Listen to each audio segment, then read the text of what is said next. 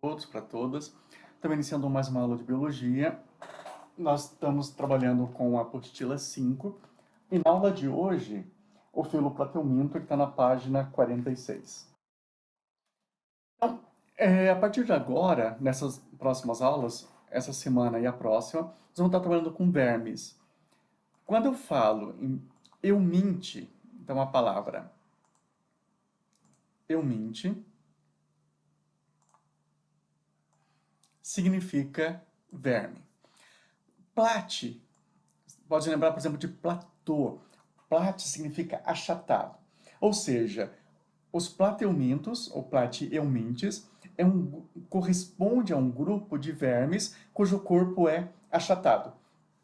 Se eu pensar numa lombriga, por exemplo, você deve lembrar que a lombriga tem o corpo dela arredondado. Então, ela não é um plateuminte. Agora, se eu pensar em uma solitária, a tênia, o corpo dela é totalmente achatado. Então, ela vai pertencer a esse grupo chamado plateumintes. Então, vamos ver algumas características. Então, essa primeira característica que eu acabei de falar, que é o corpo achatado. Uma outra característica é a simetria bilateral. Então, lembra que nós já falamos sobre isso. Quando o animal tem uma simetria radial, por exemplo, o animal é redondo, qualquer lado que eu corte vai ficar com dois lados iguais. Quando ele é assimétrico, se eu cortar ao meio, não importa o jeito que eu corte, não vai ter dois lados iguais. E na simetria bilateral, bi, dois, lateral, lado. Um ser humano, por exemplo, se eu cortar uma pessoa aqui, eu vou ter dois lados iguais. Então, nós somos de simetria bilateral, da mesma forma que os plateumintes também têm simetria bilateral. Eles são os primeiros triblásticos. Lembra que a gente falou em algumas aulas anteriores que você pode ter um tecido ou dois tecidos ou três tecidos embrionários. A ectoderme, mesoderme e endoderme. No caso do plateuminto, eles são os primeiros que têm os três tecidos. Então, antigamente tinham dois, agora eles vão ter três tecidos. Eles são acelumados. Eles não têm uma cavidade interior aonde se desenvolvem os órgãos. Agora, ele é o primeiro também a ter uma cefalização, ou seja, é o primeiro grupo que já tem uma cabeça definida. Ao mesmo tempo, ele tem um sistema digestório incompleto, ou seja, ele tem boca, mas ainda não tem o ânus completo, então não tem da boca até o ânus, que é completo. Ele já tem um sistema excretor, não é bem desenvolvido, mas tem. Ele faz trocas gasosas e circulação através de uma difusão. A difusão quer dizer, onde tem mais, vai para onde tem menos. Então, onde tem mais oxigênio, vai onde tem menos. Onde tem mais gás carbônico, vai para onde tem menos. Então, o oxigênio entra e depois o gás carbônico sai. Mesmo sendo vermes, não são todos parasitas. Então, ele pode ser tanto parasita, lembra que eu falei agora há pouco da tênia, mas ele também pode ter vida livre, que é o caso desse desenho, que acho que todo mundo está lembrando dela, que é a planária. Então, vamos dar uma olhada um pouquinho melhor aqui. Então, veja que aqui, aquelas características. O corpo está achatado. O triblástico eu não posso ver, porque aquele já é adulto. Mas eu consigo ver aqui a formação da cabeça e consigo ver também já a formação de um intestino, mas eu não vejo a saída de um ânus, por isso o sistema digestório ainda incompleto. Agora, quando eu vejo essa imagem já cortada, eu vou ver lá a presença de ectoderme, mesoderme e endoderme. Ou seja, eu entendo por que ele é triblástico. Ele tem as três camadas, a endoderme, a mesoderme e a ectoderme. Então, aqui nós temos uma classificação geral desse grupo, que ele pode ser classificado em três grandes grupos que ele vai chamar de turbelária. Turbelária ou turbelários são sempre adaptados à vida livre, que é o caso da planária. Então a planária, ela não é parasita de ninguém. Lembra, esse bichinho, ele está na água e vive na água tranquilamente. Nós temos tremátoda, ou trematoda, depende de como alguns... são todos parasitas. Um exemplo é a esquistossomose. E o cestoda, no caso, a tênia. Essa imagem é do material do positivo, só que você deve estar observando que está invertido. Essa imagem, na verdade, é a imagem de tremátoda, esse aqui é o esquistossoma, e a tênia é esse aqui. Então, vamos ter que só fazer uma inversão dessas imagens, porque elas estão trocadas aqui. Então, é só você inverter onde está na verdade, seria a outra. Mas o texto está correto. Deixa eu até verificar na apostila de vocês, só um pouquinho. Na apostila está correto. Na apostila tem as imagens da forma correta, no slide que ele apareceu da forma errada. Então, a reprodução desse grupo, ela vai poder ser assexuada. Deixa eu só apagar aqui. Usar essa outra que é melhor. Então, lembrar assexuada. Então, ela vai ocorrer principalmente em turbelários. Então, lembra quem que são os turbelários? Nossas amigas planárias. Então, ela pode ter... ela pode romper o corpo dela. Veja o que ela está fazendo aqui. Ela está dividindo, ela está lacerando o corpo. Então, ela vai forçar o corpo, vai se dividir, formando, então, dois novos seres vivos. Como é um processo de reprodução assexuada, os dois são exatamente iguais, geneticamente iguais. Na sexuada, então você tem lá algumas planárias também podem fazer isso, esquistossomose e tênia. No caso de planária e no caso de tênia, elas são monóicas. O que significa monóica? Que ela tem os dois sexos. Na planária, mesmo sendo monóica, ela tem fecundação cruzada, mas a tênia não. Ela tem autofecundação. Por isso o pessoal até fala de solitária, porque mesmo que só tenha uma, ela consegue reproduzir. Porque como ela é monóica, tem os dois sexos e faz autofecundação, ela consegue reproduzir mesmo estando sozinha. Uma planária não. A planária sozinha, ela poderia fazer o quê? Ela poderia fazer esse processo de reprodução assexuada, mas não assexuada. Porque na sexuada, mesmo tendo os dois sexos, ela precisa ter um outro ser vivo para poder, então, ter o cruzamento. Na esquistossomose, veja, ela é dioica, ou seja, tem o macho e a fêmea, ela tem apenas um sexo. Como vocês podem observar aqui, existe um dimorfismo.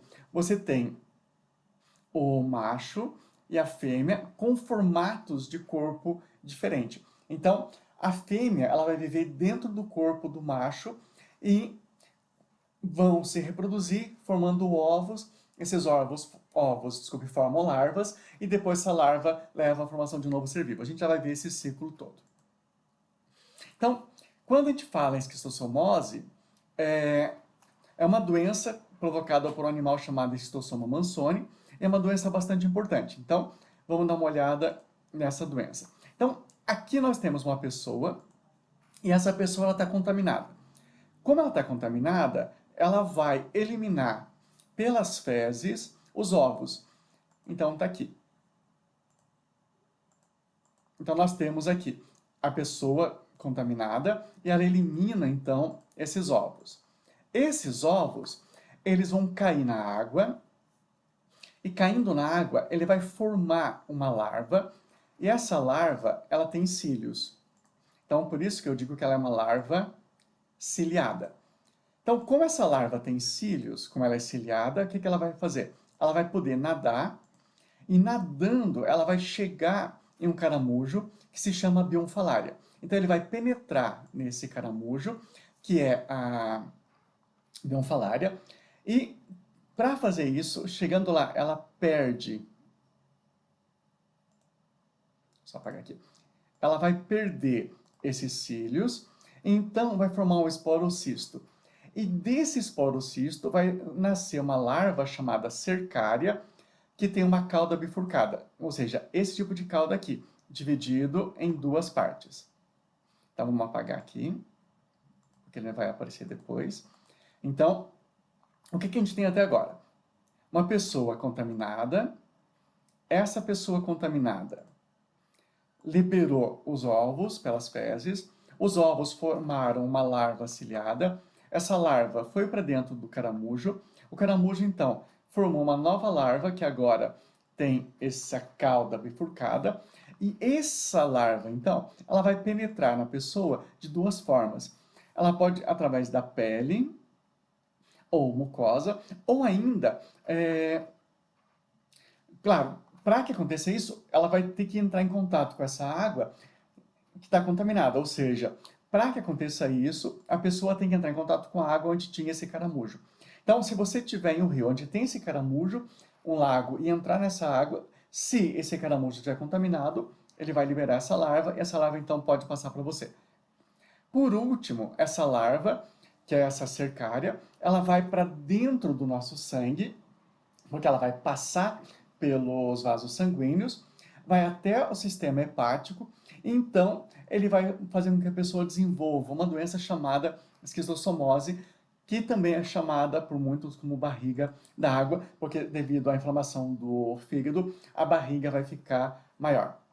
Não, veja, é uma doença bastante comum no Brasil, infelizmente, devido a principalmente falta de saneamento básico e também, é claro, não vou dizer que não exista uma certa culpa, de falta de cuidado das pessoas quando observam um ambiente como esse, propício para contaminação, e mesmo assim acabam entrando nesse determinado ambiente.